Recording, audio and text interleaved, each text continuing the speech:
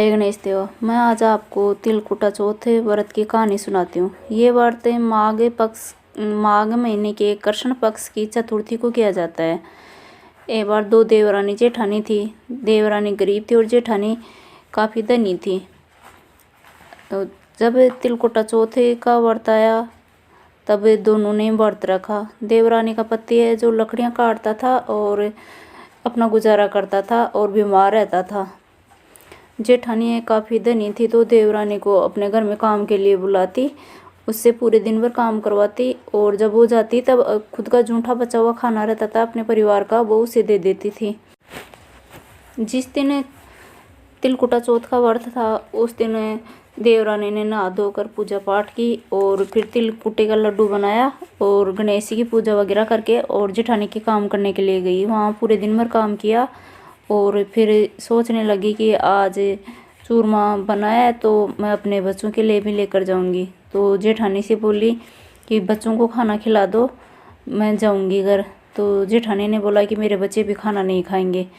फिर उसने अपने जेठ सी से बोला कि आप खाना खा लो, मैं घर जाऊंगी। तो जेठानी ने और जेठ जी ने बच्चों ने सभी ने मना कर दिया कि हम सब रात को ही साथ ही खाना खाएंगे, अभी हम खाना नहीं खाएंगे। तब वो बहुत उदास हुई और खाली हाथ अपने घर पे आ गई। घर पर आई तो उनके बच्चे हैं उसका वेट कर रहे थे कि कब आएगी वो और कब हमारे लिए खाना लेकर आएगी। आज तो व्रत है तो कुछ मिठाई वगैरह खाने को मिलेगी। लेकिन वो आई तब देखा कि वो तो खाली हाथ आई है। तब बच्चे भी रोने लगे ज़ोर ज़ोर से और उसके पति को भी गुस्सा आ गया कि तू पूरे दिन भर काम करती है और फिर भी तुझे एक वक्त का खाना जूठा मिलता था, वो भी नहीं मिला। इस तरह से काम करने का क्या फ़ायदा। तो वो बच्चे और वो आदमी बहुत दुखी हो गए और उस आदमी को गुस्सा आया तो उसने एक कपड़े धोने के डंडे से अपनी पत्नी की ज़ोर ज़ोर से पिटाई की। जब डंडा टूट गया तो उसने जो हत्था पट्टा बचा था उससे पिटाई की। वो रो धोकर और रात को गणेश जी को याद करते हुए सो गई। जब वो रात को सो रही थी तो गणेश जी को याद करती रही और ऐसे करते करते उसको नींद आ गई। तो गणेश जी ने उसके सपने में दर्शन दिया और उससे आकर बोले कि क्या कर रही है, सो रही है या जाग रही है। तो वो बोले कि ना ही सो रही हूँ ना ही जाग रही हूँ, आधी अधूरी सो रही हूँ। तो बोले आज मैं बहुत जगह तिलकुटा खा कर आया हूँ, मुझे निमंत्रणा है तो कहाँ निमटूँ। तो वो बोली कि मेरे घर के अंदर जहाँ जगह मिले वहीं निमट लो। वो गणेश जी हर जगह निमट लिए। फिर आकर बोले कि मुझे पूछना है, कहाँ पूछूं। तो उसको गुस्सा आ गया। वो बोली कब से परेशान कर रहे हो, मेरे बालों में पूछ लो, सिर में पूछ लो।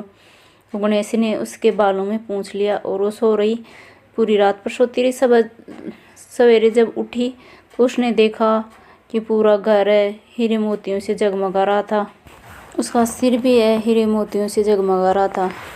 और वो जेठानी के घर काम करने नहीं गई। तो जेठानी ने सोचा कि देवरानी को कल हमने शाम को खाना नहीं दिया था इसलिए नहीं आई शायद।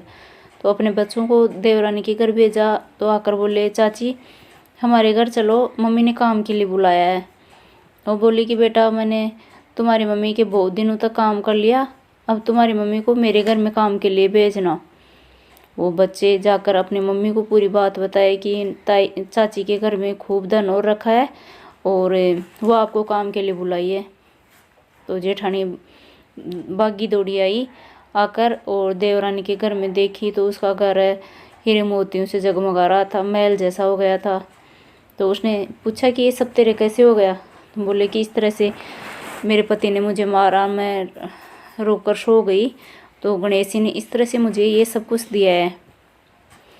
तो वो भी अपने घर में गई और जाकर उसने देसी घी में खूब मेवे डालकर काफ़ी स्वादिष्ट हलवा बनाया और फिर अपने पति से बोला कि मुझे पाटे से मारो।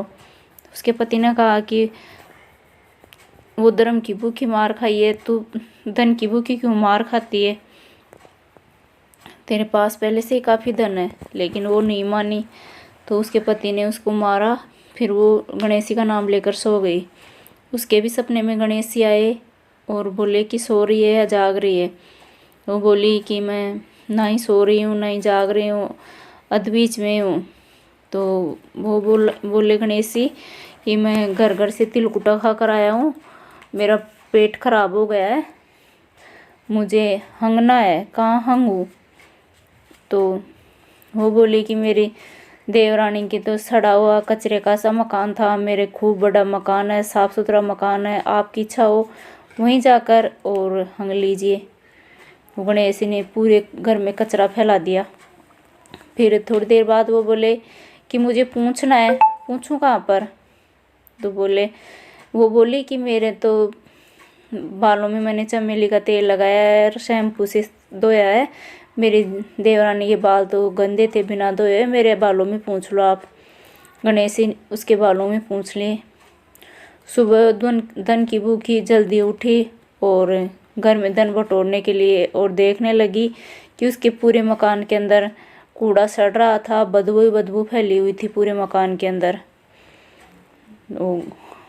उसने अपने पति को बताया तो पति ने समझाया उसे कि तूने ऐसा धन के लिए किया था, तब ये हो रहा है। फिर वो गणेश जी के सामने हाथ जोड़कर बोली कि ये जो भी आपकी माया है आप समेटो, मुझे तो आपका धन नहीं चाहिए। तो गणेश जी ने कहा कि जो तेरा धन है उसमें से आधा तेरी देवरानी को दे, तब समेटूंगा ये पूरा। तो उसने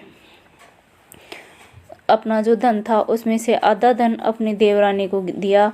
तब गणेश जी ने अपनी माया समेटी।